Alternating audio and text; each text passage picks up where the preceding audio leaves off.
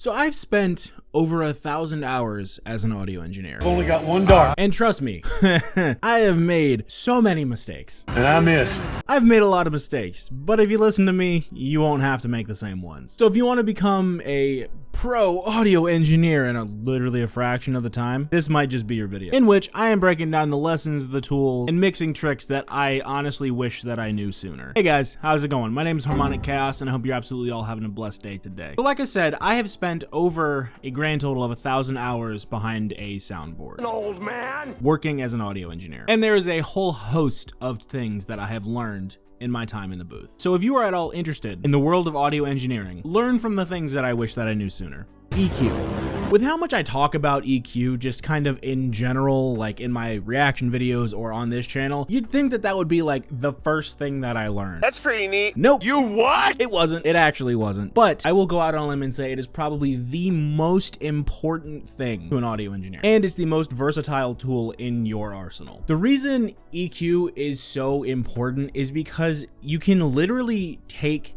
an input and shape it to be exactly what you want in any given circumstance. You can take a microphone input and you can cut out the low end and emphasize the high end and you have one sound, or you do the exact opposite. With EQ, you hold how the entirety of your mix sounds in one tool, bar none, the most useful thing. If you have a muddy sounding instrument, all you have to do is sweep up in the positive, find where the muddy frequency is or where the muddy frequencies are, and you put a little swoop there. Maybe it's a bigger swoop depending on what the input is and how actually bad it is, but you do that and boom, you have cut out so much of a headache and so much of a problem, and you can literally clear up an entire mix by treating one muddy frequency on one thing, and you completely change the way that your mix sounds. Or if you also have a high frequency causing problems, you sweep the positive, you find the ear-piercing horrible noise that is the high frequency that's causing the issue, and then you can very surgically pull it down and eliminate that specific frequency, or if it's a few frequencies, you just make it a little bit wider. You pull that all the way down, you completely eliminate it, and it's no longer a problem. And you have saved your mix again with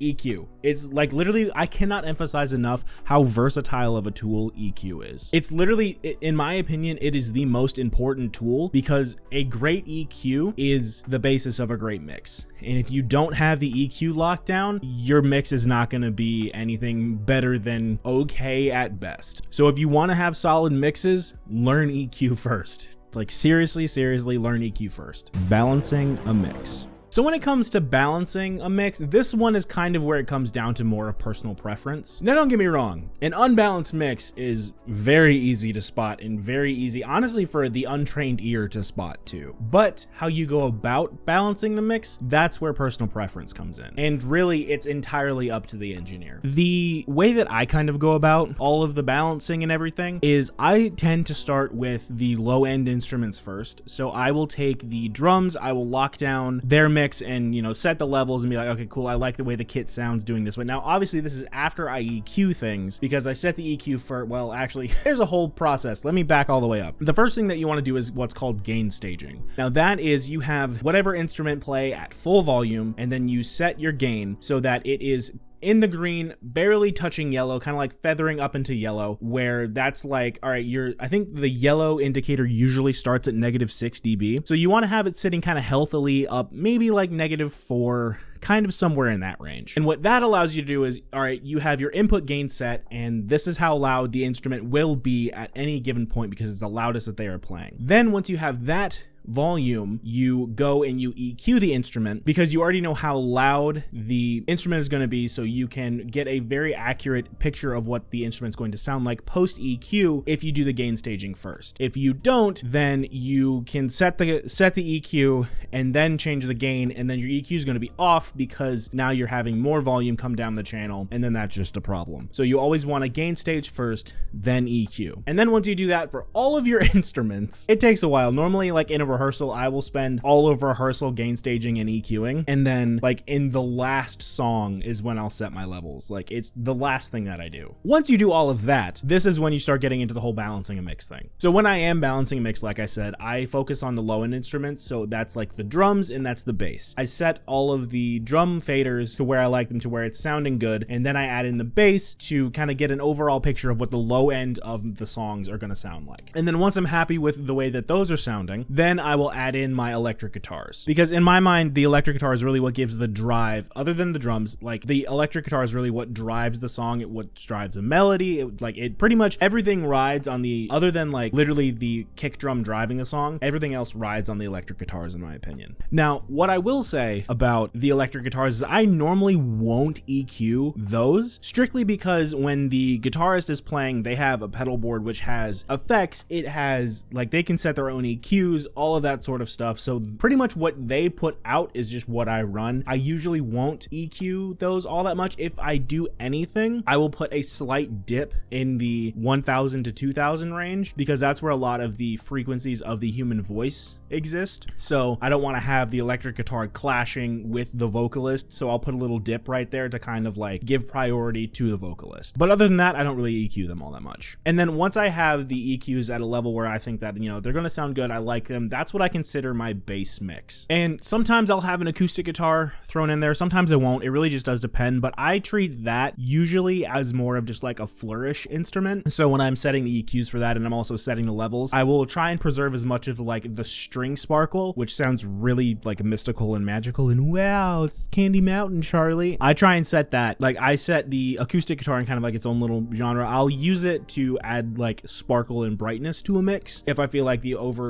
low end is overpowering everything. I usually have it present at all times, but like I'll push it a little bit more if I feel like, you know, the song needs a little bit more like brightness to it. But then I move on to the vocals, or Vox, which is VOX, and from here on out, that's just on how, if I'm need to say vocals, I'm just going to say Vox. Saves me like a half a second, but you know what it is. Force a habit. But this is where things get equally fun and incredibly tricky. Up until the point of vocals, most things can kind of, you can almost set it and forget it almost. I mean, certain parts of songs obviously are going to have a little bit more electric guitar, a little bit more drums, but you know, for the most part, you can kind of just set and forget in a live music setting. But when you add in the vocals, oh man, the things start to get wild. Because for most other instruments, like, there is going to be a set steady volume that's going to be input into the system. But with vocals, yeah, no, that's not the case at all, because there's so much volatility that comes with the vocals that they're like in their own category. And in that category, you pretty much need to ride the faders pretty much the whole time. Because with vocals, the thing that you can do is you can move the microphone so it's a little bit farther away from your face. You can bring it closer.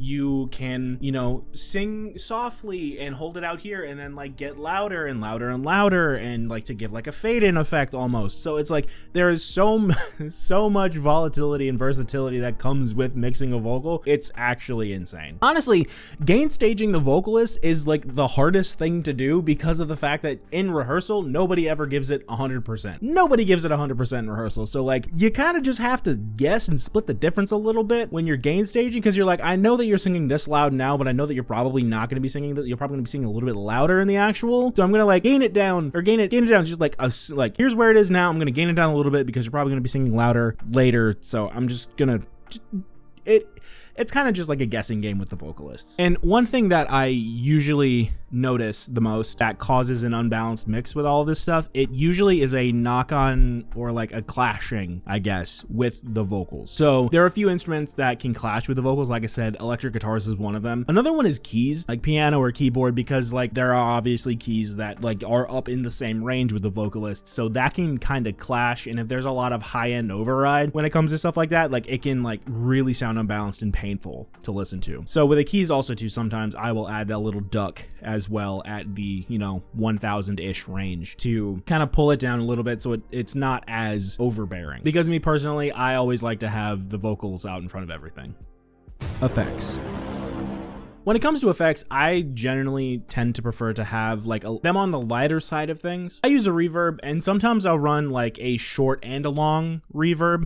So that adds a little bit like a different textural change and a little bit more etherealness. If you push the long verb, it sounds like you're singing in like a cathedral, or if you have a short verb, it sounds like you're kind of singing in like a smaller space. So I usually use a balance of the two to kind of give a little bit more like breathiness with the long verb, and then the short verb kind of like adds a little bit more warmth almost to it. So honestly, that mix. And then sometimes also too, instead of having the long verb, I'll have a delay, which it's not the same thing, but it's like adjacent. So, you know, I find that this mix really does like either having the short and long or the short and the delay adds a lot of like atmosphere back into the song. If you don't have like either of these or any sort of combination of the two, mixes can sound really dry and like kind of hollow, because like you need a certain amount of warmth, because that's not ever going to get really replicated unless you are in like a perfect performing environment. So adding these back in helps a lot. Now for the rest of the instruments, like excluding the drums, I usually won't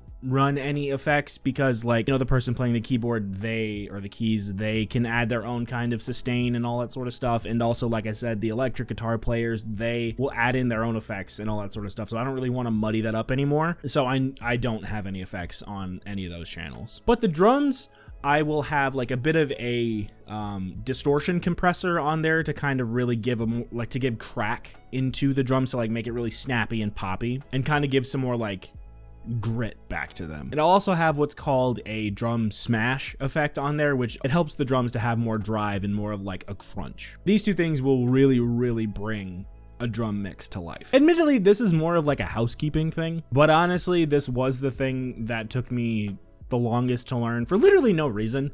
Like usually when I mix, I walk into a fully set up area, so I don't really need to do much, but like recently I've actually started learning like all of the pathways and the sends and all that sort of stuff to fully understand the system that I'm mixing on. So the musicians plug into what's called a stage box, and those stage boxes feed back to what is called a snake, which is basically just a bunch of really long